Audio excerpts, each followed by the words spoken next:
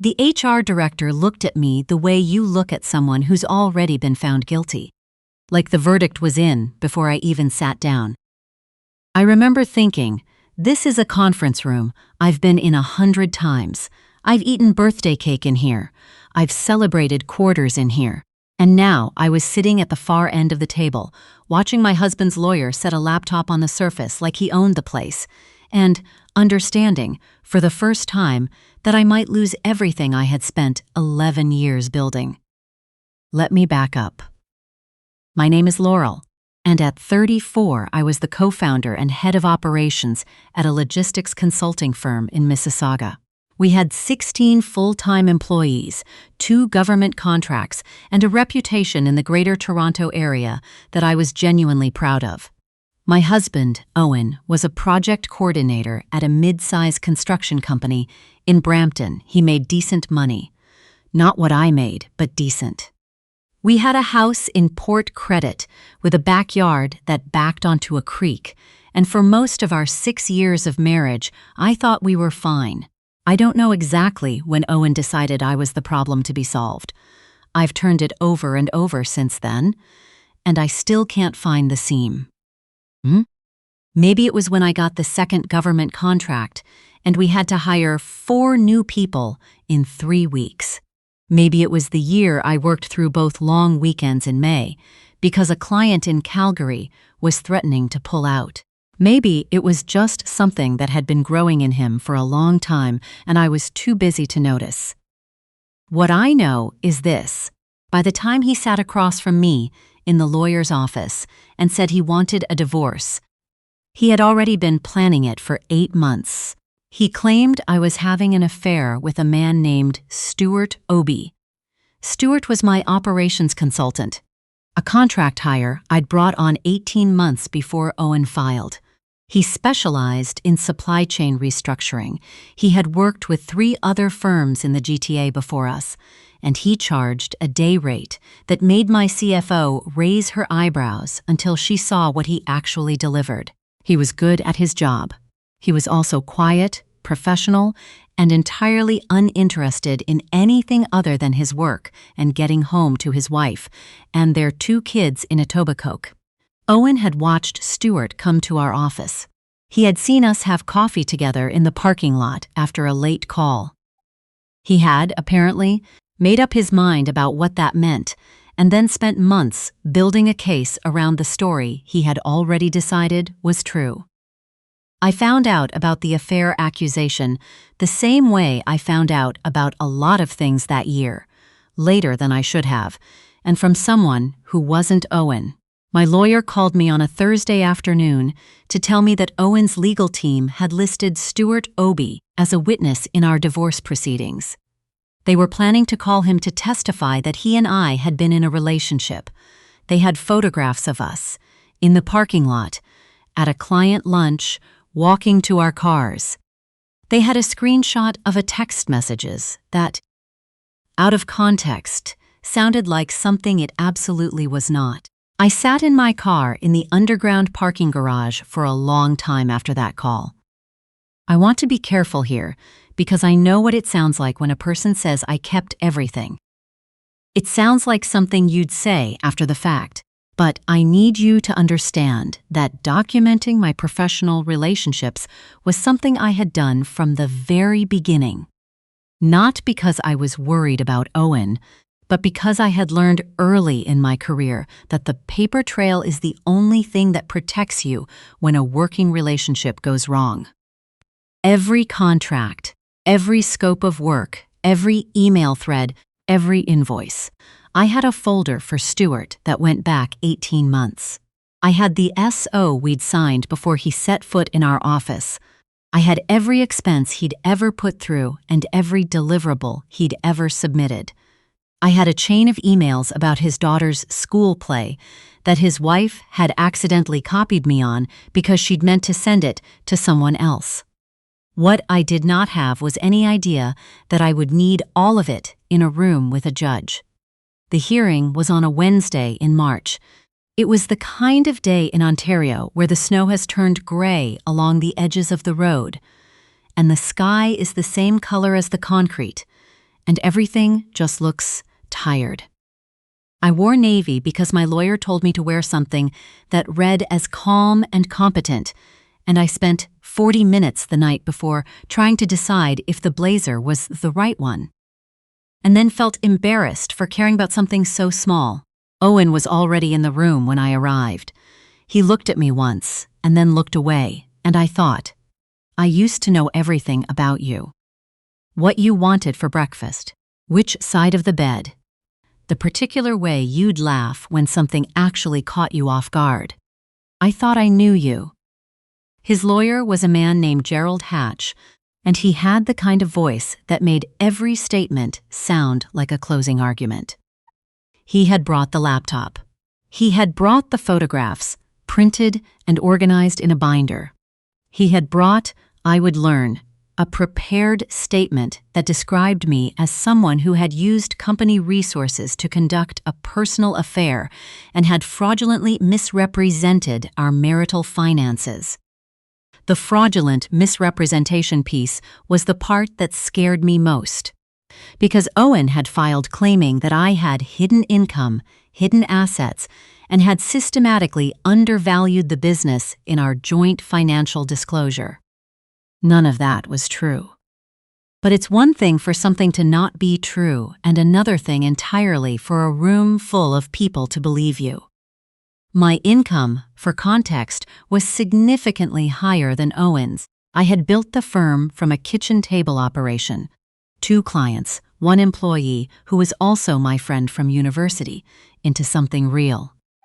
Owen had watched that happen. He had been there for the all-nighters, and the rejected proposals, and the year we almost lost our anchor client because someone on my team had missed a deadline. And somewhere along the way, I think that history had curdled into something I didn't recognize. He had started to talk about the business the way you talk about something you co-own. Like the years of watching had given him a stake he'd never actually held.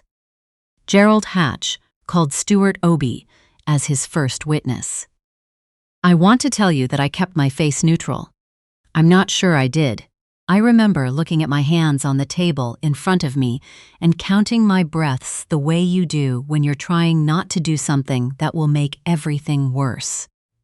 The door at the back of the room opened and Stewart walked in, and I had not seen him in 4 months because I had put his contract on hold when Owen filed, on my lawyer's advice, and the distance of those 4 months had made him look both familiar and entirely strange.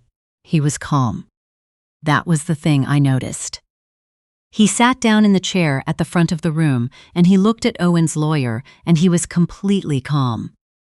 Gerald Hatch walked him through a series of questions that were designed to establish our relationship as something it wasn't. When did you first meet Laurel? How often did you communicate outside of work hours? Did you ever meet her outside of the office? The questions were framed to make ordinary professional contact sound like something else. And Stewart answered each one with a precision that I could not fully read in the moment. Then Gerald Hatch said, "And in your professional opinion, was the nature of your relationship with Ms. Laurel purely professional?" Stewart looked at him for a moment. Then he said, "I'd like to show you something." Gerald Hatch paused. Stewart reached into the inner pocket of his jacket and took out his phone. He asked if he could approach the adjudicator's table, and when he was given permission, he set the phone down and opened a folder of screenshots. What Stewart had done, and what I did not know until that moment, what no one had told me, what my own lawyer was only half a second ahead of learning, was document our entire professional relationship from his end. He had kept every scoped email. He had the original RFP I had sent him before we even signed a contract. He had invoices. He had, and this is the part that I keep coming back to, a voice memo he had made after a client call in October where he had summarized the meeting outcomes and specifically noted, in his own voice, that Laurel, my lead contact, had asked him to follow up with the Calgary team the following week. It was not romantic. It was not even remotely ambiguous. It was a man doing what a good contractor does, which is keeping records of what he was asked to do and when. But that wasn't the thing that changed the room. What changed the room was the third screenshot down. Owen had sent Stewart a message. 6 months before the hearing, he had found Stewart's contact information. I still don't know how, and he had sent him a message through LinkedIn asking if Stewart would be willing to discuss his work with me and speak to what he had observed. The message was careful. It didn't explicitly offer anything, but Stewart had read it and had not responded, and had screenshotted it and saved it. Because Stewart Obi was, as it turned out, a meticulous person who did not like the feeling of being approached to say something unclear about a colleague he respected. He had also, and this is the part where the room went quiet, forwarded that message to a colleague of his own with a note that said, "This feels off." Keeping a record. The timestamp on the forward was 6 months before Owen's legal team had listed Stewart as a witness. Owen's lawyer objected. My lawyer did not object to the objection because she was already asking to see the phone. The adjudicator asked Owen's counsel to clarify when they had first made contact with Mr. Obi, and Gerald Hatch's voice did something I had not heard it do before. It hesitated. I did not cry in that room. I want to say that cleanly. I had made a decision before I walked in that whatever happened, I was not going to give Owen the satisfaction of watching me fall apart in front of people who were already deciding what they thought of me. So I sat very still and I watched Gerald Hatch try to recover from a document he had not known existed, and I breathed, and I counted, and I did not cry. What followed took several hours and was almost entirely procedural. There were recesses. There were conversations between lawyers in the hallway that I was not part of. There was a period of about 45 minutes where I sat in a small room with a cup of coffee that I didn't drink, and my lawyer came in and out and would not give me a full picture because she was still assembling it herself. What I learned eventually was this. Owen's team had reached out to Stewart months in advance with the specific intent of using him as a character witness to support the affair narrative. When Stewart refused to cooperate, when he not only refused but documented the approach, he became a liability they had counted on being an asset. They had listed him as a witness anyway, apparently believing that his testimony could still be shaped in the room. They had miscalculated who they were dealing with. The financial claims fell apart on their own. My CFO, Dana, had prepared a disclosure package that took her 3 weeks and was, in her words, bulletproof, and I mean that in the Canadian regulatory sense. Every account, every business valuation, every distribution. The claim that I had hidden income didn't survive contact with the actual numbers. And it didn't help Owen's case that his own financial disclosure had inconsistencies that my lawyer had identified and flagged 2 months earlier. The affair claim, without Stewart's testimony, had only the photographs. Photographs of 2 colleagues in a parking lot. Photographs of a professional lunch.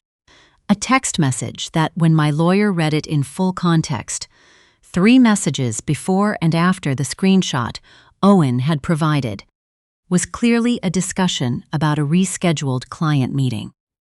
The proceedings concluded without the outcome Owen had planned for. His counsel, in the weeks that followed, negotiated a settlement that looked very different from the one he had originally filed for. The business remained mine. The house, the one with the creek behind it, I agreed to sell because I did not want to live there anymore. I didn't want to wake up in the morning and look at the backyard and try to figure out how to turn it back into something that felt ordinary. We split the proceeds, and I rented a condo in Oakville while I figured out what came next. The damage to my professional reputation was harder to measure. Owen's claims had gotten far enough that some people in my professional circle had heard a version of things. I had one client ask me, very carefully, if everything was okay on my end, in the way that Canadians ask when they know something but aren't going to say it directly. I told him yes, and then I sent him the renewal proposal for our next engagement, and he signed it without asking again. Stewart and I haven't spoken much since then. We exchanged emails. Professional, brief, the kind where you say everything you need to say between the lines. He went back to his other clients. His daughter started grade 3. I sent a card. I think about what it took for him to do what he did. He didn't have to screenshot that LinkedIn message. He didn't have to save it. He could have responded to Owen or ignored the message and forgotten it, and none of what happened in that room would have happened the same way. But he was a careful person who paid attention to things that felt wrong, and that carefulness ended up mattering in a way that no one had planned for. I have a new operations consultant now, a woman named Bryn, who I met through a referral from Dana and who has been with us for 8 months and who is very good. The firm is still standing. We just signed a contract renewal with one of our government clients that I had started worrying about last spring, and it came through with an expanded scope. My CFO brought a bottle of something sparkling to the office to market, and we opened it at 3:30 on a Friday afternoon and sat around the table in the conference room. The same conference room, and it was fine. It was a good afternoon. I am still tired in ways I don't fully know how to explain. There's a kind of tired that settles in after something like this, one that isn't fixed by sleep or by the contract coming through, or by the bottle of sparkling wine at 3:30. It goes deeper than any of that. You rebuild the structure of your days, and the structure holds, but you carry the weight of it differently than before. What I keep coming back to is a simple thing, not the documents or the hearing or the lawyer's voice or the particular gray of that March morning. What I keep coming back to is that Owen spent 8 months building a case around a story that wasn't true, and in the end what undid him was that the man he had tried to use as a weapon had simply kept good records. The realtor who sold the Port Credit House told me offhandedly that the new owners were planning to put a deck over the back part of the yard, the part that ran closest to the creek. I thought about that for a second, and then I said, that sounds nice, and I meant it. That yard deserved something better than what it had become. I signed the keys over on a Thursday and drove back to Oakville and ordered Thai food and ate it at my kitchen counter, and it was quiet, and I let it be quiet, and that was enough.